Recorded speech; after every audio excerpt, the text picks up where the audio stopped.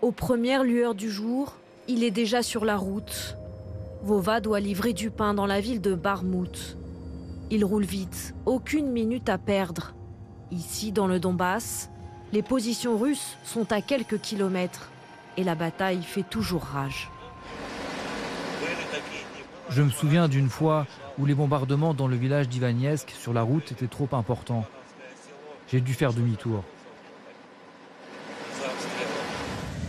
Cette fois, le trajet semble sûr. Mais Viva sait que le danger invisible est omniprésent. Beaucoup de chauffeurs refusent de faire ça, ils ont sûrement peur. Je crois qu'on ne peut pas changer sa destinée. Si jamais tu dois mourir, ça arrivera. Bakhmout, c'est très dangereux. Ça peut frapper n'importe où, n'importe quand.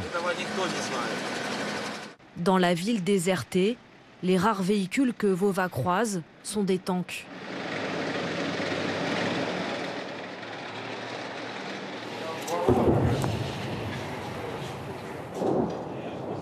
Première livraison de pain chez cet habitant apeuré. Ils bombardent tout le temps. Ma maison a été détruite. Les explosions se poursuivent, mais ne semblent pas inquiéter Vova. C'est plutôt calme ce matin. Allez, on continue.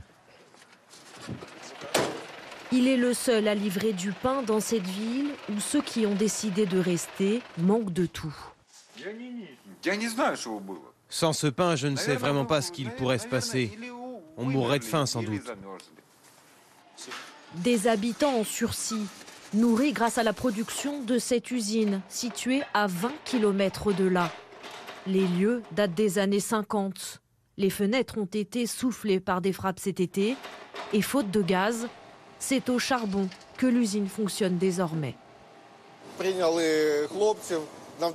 On a dû embaucher plus d'ouvriers et les former. Mais nous aussi, on a appris. Parce qu'on ne savait pas utiliser le charbon. On a appris, affiné tout ça, et après un mois, on a réussi à trouver une production normale.